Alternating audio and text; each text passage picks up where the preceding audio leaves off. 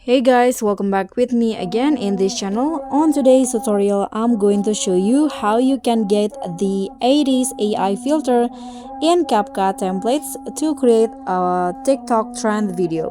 So here, just open your CapCut and head to the template, and then just click on the search column at the top and type in 80s AI filter, this one, and you'll find that lots of filters that you can select to create a video.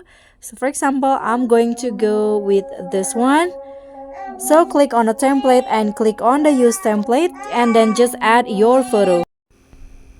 So in here, I'm going to select these photos, for example, then just click on next